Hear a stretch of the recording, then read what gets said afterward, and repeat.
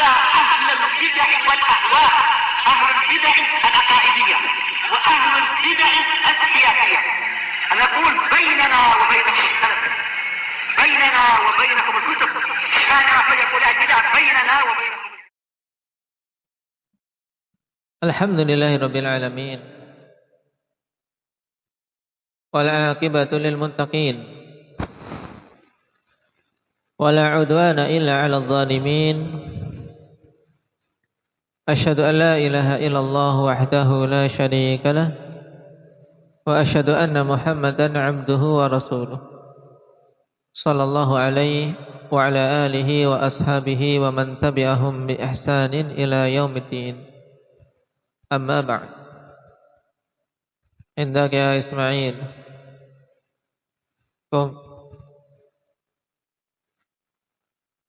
Pertemuan yang lalu kita masih pada pembahasan asbabul ikhtilaf. Apa saja sebab-sebab ikhtilaf yang telah kita ambil?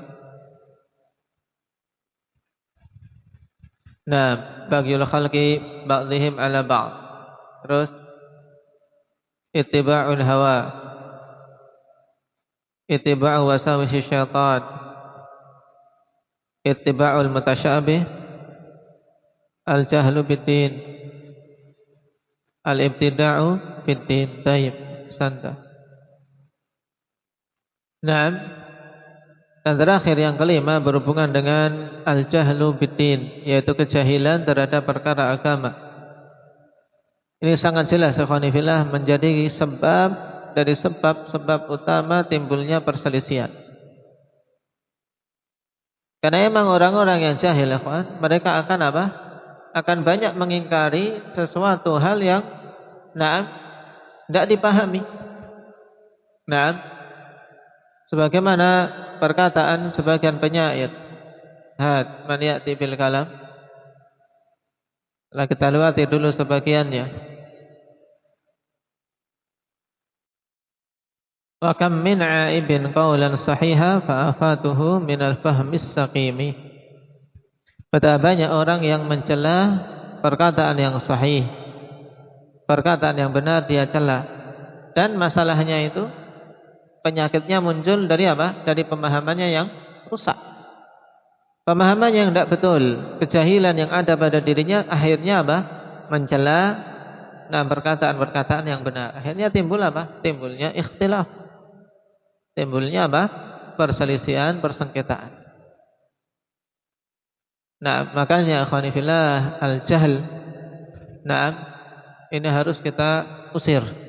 Ya, harus kita usir sejauh-jauhnya dari diri-diri kita. Nah, makanya Rasulullah sallallahu alaihi wasallam diperintahkan oleh Allah Subhanahu wa taala untuk terus-menerus meminta tambahan ilmu. Wa qur rabbi zidni ilma. Katakanlah wahai Nabi, tambahkanlah kepadaku ilmu ya Allah. Baik. Kenapa? Karena hal ini selain menunjukkan tentang kemuliaan ilmu juga apa? Menunjukkan tentang apa? Tercelanya kejahilan. Tercelanya kejahilan. Sehingga diperintahkan untuk terus-menerus menambah ilmu sehingga semakin jauh dari apa? Dari sifat jahil. Kemudian yang keenam al-ibtida'u fid-din, melakukan kebid'ahan-kebid'ahan di dalam agama. Dan bid'ah merupakan perkara yang sangat berbahaya di dalam agama ini. Bahkan al-bid'atu ahabbu ila syaitan minal ma'asi atau minal kabair. Bid'ah itu lebih dicintai oleh syaitan daripada dosa-dosa besar. Nah, dikarenakan apa? Dikarenakan dosa kebid'ahan itu pelakunya sangat jarang untuk apa? Untuk bisa bertobat. Sangat jarang untuk bisa bertobat. Dan peringatan dari Nabi sallallahu alaihi wasallam tentang kebid'ahan sangat banyak. Dan kemarin telah kita singgung bahwasanya tidaklah muncul kebid'ahan pada umat ini kecuali apa? Akan menimbulkan perselisihan dan akan mengambil korban apa? Akan mengambil korban dari apa? Du'afa'un nufus wa du'afa'ul iman wa du'afa'ul ilm. Kalau kita lihat sejarah munculnya bid'ah-bid'ah yang kubra, bid'ah-bid'ah besar dalam akidah seperti Khawarij, Mu'tazilah, Qadariyah, Jahmiyah, itu senantiasa apa? Memakan korban. Pasti ada korbannya. Dari orang-orang yang awalnya berada di atas keistiqomahan. Nah, Wasil bin Atha, pencetus Mu'tazilah, ketika dia keluar dari majelis Imam Hasan al-Basri, ya ada pengikutnya. Karena memang ikhwanifillah, di antara ujian yang Allah Subhanahu wa taala berikan, yaitu dengan apa? Munculnya pembawa kebid'ahan tersebut dengan apa? Dengan membawa apa? Membawa keahlian dalam bertutur kata. Memiliki lisan yang fasih, memiliki kebagusan dalam menjelaskan, dalam apa? Dalam merayu, dalam membuat syubhat, sehingga banyak korban. Makanya jangan terkecoh dengan bagusnya retorika seseorang, tapi lihatlah isi dari apa yang dikatakan, sesuai tidak dengan dalil, sesuai tidak dengan Al-Quran dan Sunnah.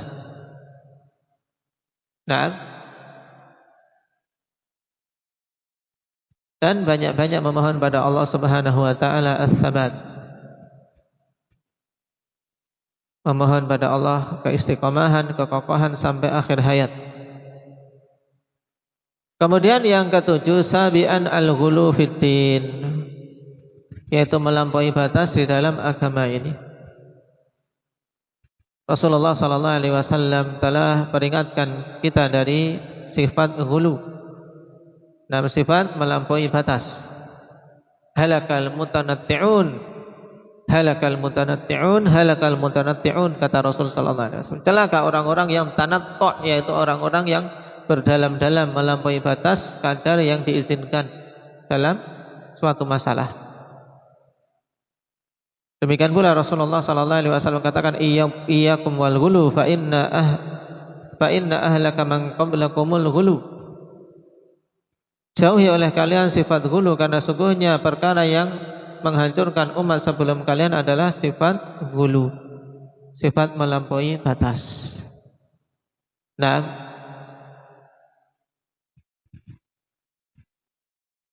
Dan ini akan menimbulkan khilaf jelas, melampaui batas dalam bersikap, melampaui batas dalam menetapkan hukum, melampaui batas dalam perkara-perkara yang memiliki batasan. Pada perkara wudu saja, perhatikan dalam perkara wudu yang tidak memiliki dampak kepada orang lain, Rasulullah sallallahu alaihi wasallam hukumi sifat melampaui batas dengan hukum yang tidak remeh. Kata Rasulullah sallallahu alaihi wasallam, hadzal wudu wa man zada aw istazada faqad asaa wa ta'adda wa dzalama. 3 hukum. Ini wudu yang aku contohkan, yaitu wudu 3-3-3. Yaitu maksimal dan paling sempurnanya wudu dengan apa? Dengan 3 kali 3 kali, kecuali pada mengusap mengusap kepala cuma 1 kali. Kata Rasul sallallahu alaihi wasallam, siapa saja yang menambah atau meminta tambahan sehingga enggak cukup dengan 3, hanya dia 4, atau ingin dalam hatinya ingin jangan 3, 5 atau 7, walaupun dia tidak melakukan. Wa man zada aw istazada faqad asaa, sungguh dia telah berbuat buruk, dia telah berbuat buruk. Wa ta'adda, dan telah melampaui batas. Wa dzalama, dan telah berbuat zalim, berdosa. Ini pada perkara wudu yang hubungannya dengan dia sendiri, apalagi dengan ghulu ketika mensikapi orang. Tentunya kezaliman lebih dan lebih, maka hati-hati dari sifat ghulu ini. Allah Subhanahu wa taala peringatkan orang-orang sebelum kita yang mereka mengalami khilaf yang keras, yaitu orang-orang Yahudi dan Nasara. Ya ahlal kitab la taghlu fi dinikum, wahai ahlul kitab jangan kalian ghulu di dalam agama kalian. Nah, tapi hendaknya kita berjalan di atas petunjuk Rasul sallallahu alaihi wasallam. Nah, tanpa berlebih-lebihan, tanpa juga mengurang-urangi, tanpa meremehkan. Dengan inilah seseorang akan bisa istiqamah, ikhwan. Istiqamah biidznillah tabaraka wa taala. Barakallahu fiikum, nasallallahu at-taufiq was sadad walhamdulillahi rabbil alamin. Naktafi bihadza, subhanakallah.